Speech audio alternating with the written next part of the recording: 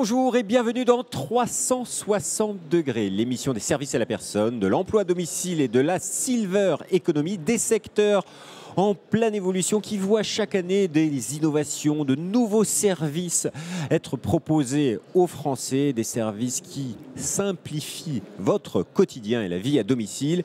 Eh bien, nous allons voir tout de suite deux exemples avec nos deux invités. Mathieu Gerber, bonjour. Bonjour Jérôme. Vous êtes fondateur des opticiens mobiles. On va tout savoir sur cette innovation. Et Taizé, c'est ça, Miura, j'ai bien prononcé votre nom? Très bien prononcé, bonjour Jérôme. Et fondateur de Enjo.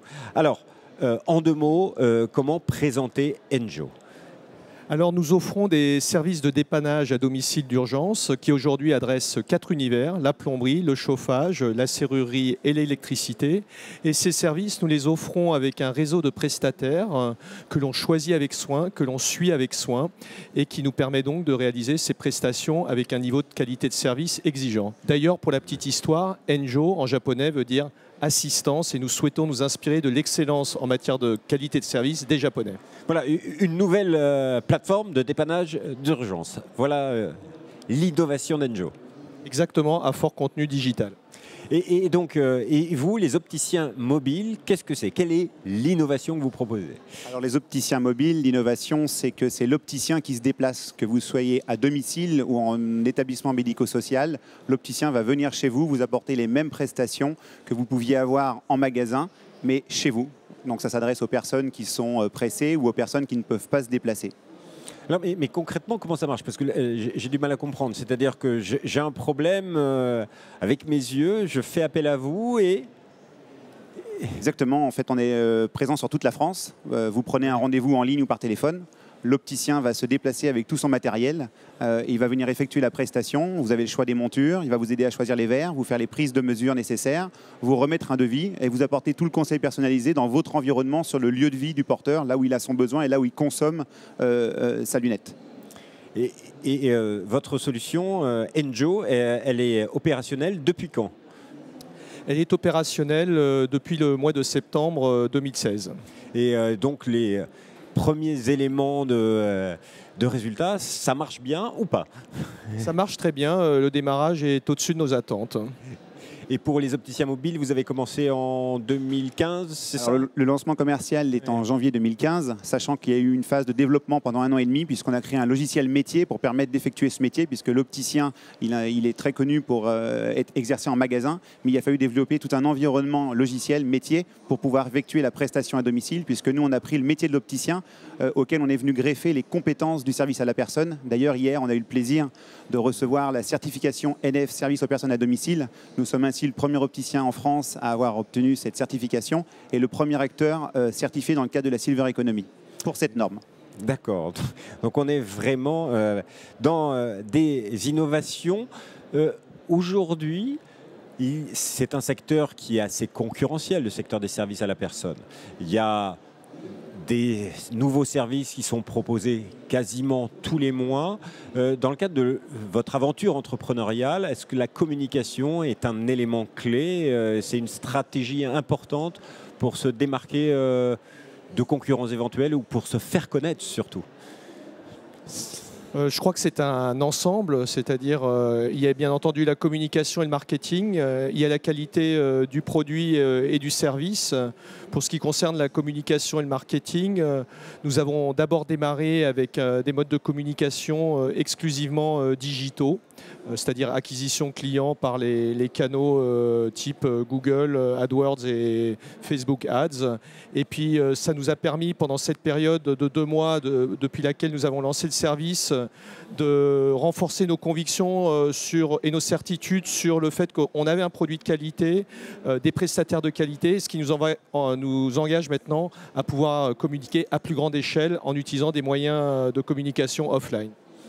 Pareil, la communication digitale a été importante pour Alors, vous? la communication digitale était importante, on a à peu près la même. Et ensuite, nous, on a une communication qui est très terrain, hein, très proche des personnes. Donc, on travaille avec tout un environnement de prescripteurs, qu'ils soient issus du secteur médical, paramédical ou social, établissements, institutions, organismes et associations. Et c'est à travers ces personnes-là qui sont confrontées au problème de la vue. Une personne sur 2 porte des lunettes en France. Après 60 ans, c'est 3 personnes sur 4. Et à partir de 80, c'est 5 sur 5. Donc, on travaille avec tous ces prescripteurs. Donc là, je m'adresse aux entrepreneurs quand même, parce que visiblement, je suis face à 2 réussites. Comment vous est venue l'idée, la création d'Enjo? Parce que c'est un concept qui existait à l'étranger, ou pas? Ça va chercher assez loin, parce que je pense que pour trouver des idées, il faut vraiment être à l'écoute de ce qu'on vit, de ce que les personnes vivent autour de vous. Et en ce qui concerne Enjo, je crois que nous avons tous dans notre entourage ou à titre personnel eu des mauvaises expériences en matière de dépannage. À titre personnel, j'ai subi une inondation importante, ma mère un problème de serrurerie. Le point commun, c'est que finalement, quand on est dans ce genre de situation, on est en situation de stress et de détresse. Et quand vous n'avez pas un petit artisan, un prestataire que vous connaissez, vous risquez de vous retrouver dans les griffes justement d'artisans, de prestataires qui vont profiter de votre stress pour vous proposer des prestations à des prix complètement indus et à des niveaux de qualité de service faibles. D'où l'idée finalement que sur ce marché-là, il y avait le terrain pour établir une marque de confiance, Enjo, et que cette marque de confiance, en plus, on allait la conjuguer à un fort contenu digital qui allait nous permettre de fluidifier quelque part la relation entre ceux qui ont des problèmes et ceux qui peuvent les résoudre. Vous avez eu personnellement donc une mauvaise expérience dans le dépannage, et c'est ça qui vous a donné l'envie de développer Enjo et d'avoir ce développement-là? Oui, et puis même je dirais que je suis peut-être quelqu'un de malchanceux, et je ne souhaite pas à tous d'avoir ma malchance. J'ai eu plusieurs mauvaises expériences de démarrage. J'ai parlé d'inondation, j'aurais pu parler d'autres choses aussi. Et pour vous, l'idée, le moment où vous vous êtes dit, ça y est, il y a quelque chose à faire dans les opticiens mobiles? Alors, j'ai eu la chance de travailler pour un leader mondial qui m'a emmené dans différents pays. Donc, j'ai pu observer le secteur de l'optique. Tout le monde connaît qu'on peut acheter de l'optique, une lunette et des verres dans un magasin, sur Internet.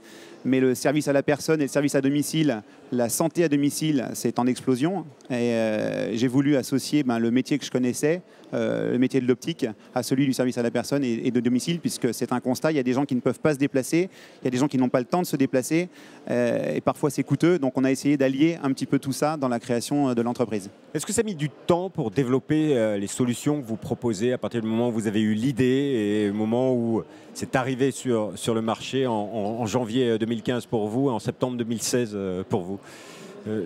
Alors, en ce qui nous concerne, toute la phase de conception des solutions et de réalisation des solutions nous a pris une petite année.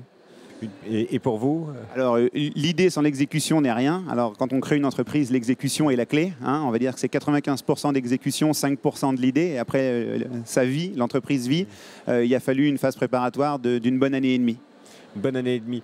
Aujourd'hui, on parle de la facilité pour entreprendre, créer une entreprise, développer son entreprise, que le digital aide énormément. Est-ce que vous êtes d'accord avec cette affirmation, ou c'est encore difficile en France de créer une entreprise, notamment en matière de financement des projets?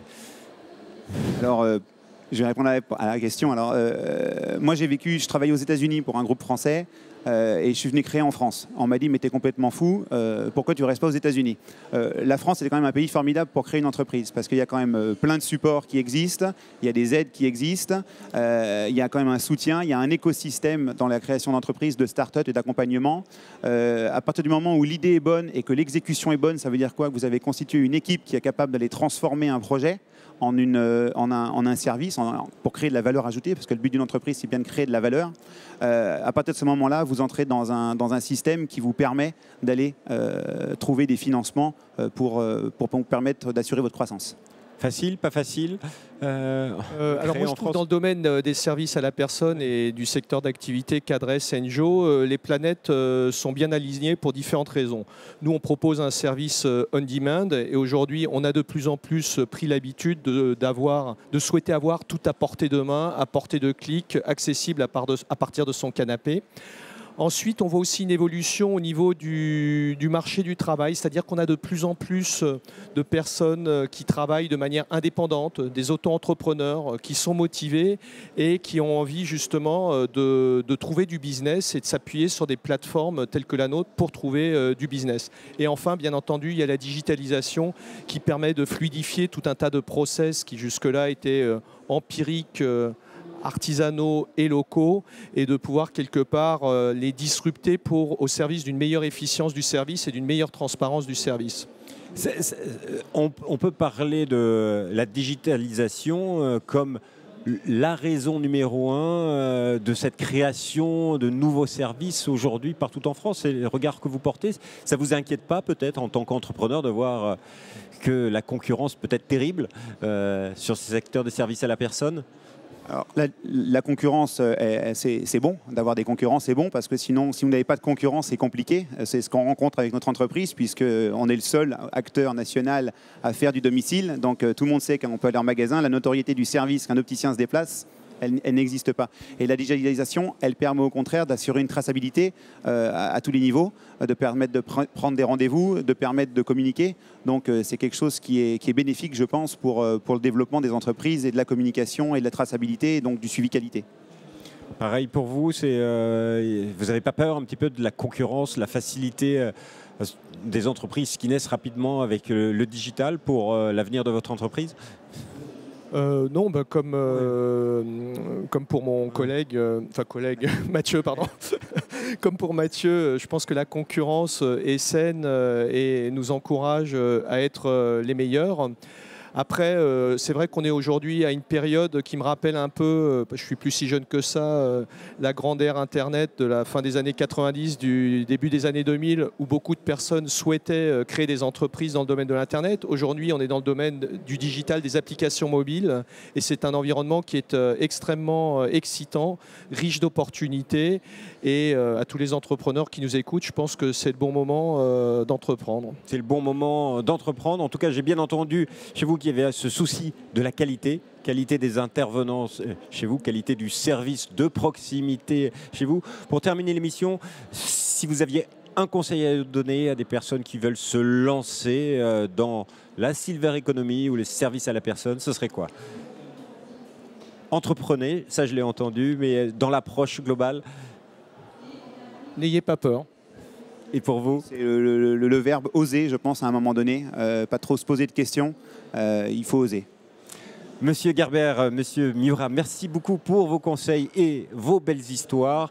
Vous en aurez d'autres belles histoires dans l'émission 360 degrés la semaine prochaine. Quant à nous, on se retrouve bientôt sur demain.fr et bien sûr, vous pouvez revoir l'émission sur la chaîne YouTube du Salon des services à la personne TV. Au revoir et à bientôt.